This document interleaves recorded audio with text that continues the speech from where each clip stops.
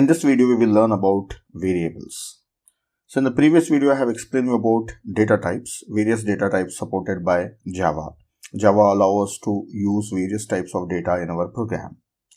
So first of all, I will define variable. Variables are names given to the data. Or we can also say variables are used for storing data. And second thing, a variable must have some data type. So here I have an example. B is a variable and its data type is byte. And the value that I am storing is 5. So 5 will be stored in this B. So whenever I have to access this 5, I should use B. I should use the name B. So this 5 is having a name B now. The next thing about variable.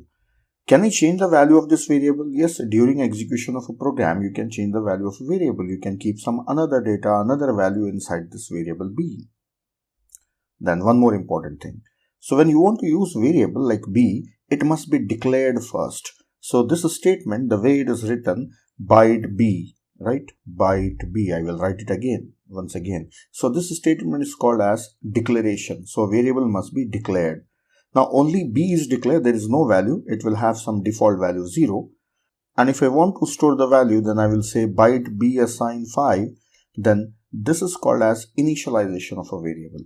So the value is also stored in B, so this is called as initialization. So here if you see another example, int I, this is the declaration part and this is the initialization part. So a variable must be declared, and also if you want you can initialize it with some initial value. The next point, which data type I should select? See, depending on the value, you can select the data type.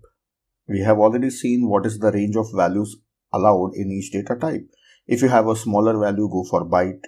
If it is larger than the capacity of byte, go for short or int or long. And if you have the values with decimal point, for example, here 25.3 decimal point is there, go for float. And if you have a very big value, then go for double. And if you have letters that are alphabets, then go for character. So what type of data you are storing, depending on that, you can select a data type of a variable. It may be byte or int or float or character.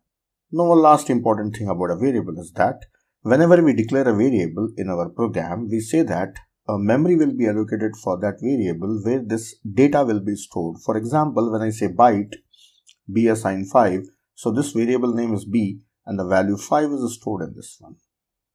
Likewise, if I say integer I, so this variable name is I, so this memory is for I, and in this 175 is stored in this memory. Now, how much memory a variable will occupy? Depending on its data type. Byte takes just 1 byte, and integer takes 4 bytes, right?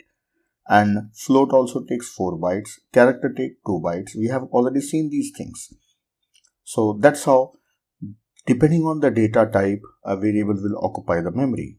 And this will happen during execution of a program. When you say run, the moment you say run, if you have variables in your program, they will occupy space in the main memory and there the values will be stored. So you should have this in your mind that when you are creating variable, some memory is allocated for them. More about the memory, details about that we will be learning in coming sections. So just I have given an introduction to this. Now let us declare a few variables and see how we can initialize them and also how we can change their values. Here I have the skeleton of a program. I will declare a few variables and I will show you. So still I am using Notepad, so in the coming sections I'll be changing the editor. As a beginner, you can start with the Notepad, it will be very easy. Then after that we can use IDs. So I'll be explaining you how to use other IDs. Let us declare a variable. So I will declare a variable of byte type and I will not initialize it. So let us display it and see system.out.println. I will say display B. Save it. Compile it. Java C variables.java. Yeah. I got an error. See, I cannot use the variables unless I have initialized them. Variable B might not have been initialized, so it cannot print because the variable is not initialized. So it's an error in Java. So I should initialize some value. I will initialize it as 5. Then I will save. Then I will compile. Now run. Java variables. 5. Now can I change the value later on? Yes, I can change the value. Let it be 25. Then I will say again system.out.println. So I'll copy paste it. So already I have copied it. Now I'm pasting it. Now save, compile and run.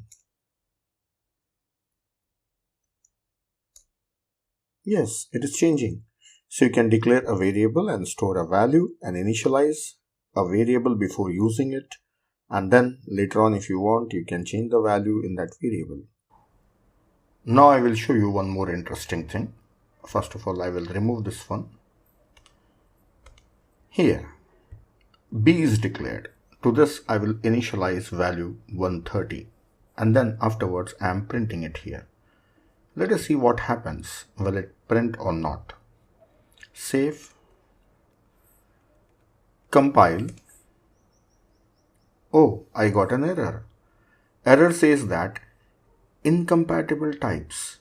It means that this data 130 is not compatible with byte. Why? Possible lossy conversion from int to byte. This is the error message I am getting. So it is saying that there is a loss of information. Why the information may be lost? See, if you remember in the previous video I have shown you the maximum value that can be stored in a byte variable is 127. And I am trying to store 130. It is beyond the range of byte. It cannot be stored. So that's what I am getting the error. So Java doesn't allow you to store any value beyond the range of any data type. So let us go back.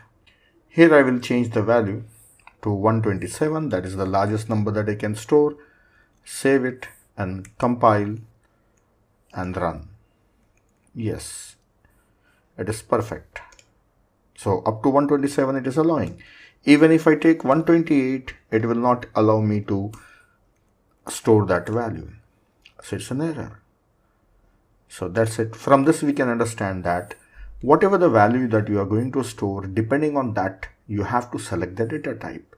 So if you have the value greater than 127, then you should go for another data type that is short, and in that you can store some larger value. And if you have the data that is larger than the capacity of short, then you have to take integer or long. I'll just take 100 here. Now if you have any data that is going to store decimal value, then you can declare a variable of type float. Float f assign like 25.3. It's a float number, decimal number. And if this is also having its range, if you have a number larger, very larger, then go for double. Or if you have character type variable, then say char, like C, assign capital A. So this is how you can declare the variables. And just for a practice, you try to declare these variables and also you try to print them. So I will print few of them. So I have B, then that is S for short, and I for integer, and C for or F for float. Let us try these. Save, compile, clear the screen and run. Yes, it is printing the values. So that's it. So I have shown you how to declare the variable and how to initialize them, right? And you have to select the variable depending on the type of data that you are going to store in them. So we have to learn more about the variable. So I'll just break the video. In the next video, I will show you the rules that you must follow for declaring the variable name. And these topics are very important, though these are very basics. Don't miss the videos. So watch the next video for the rules that must be followed for declaring variables.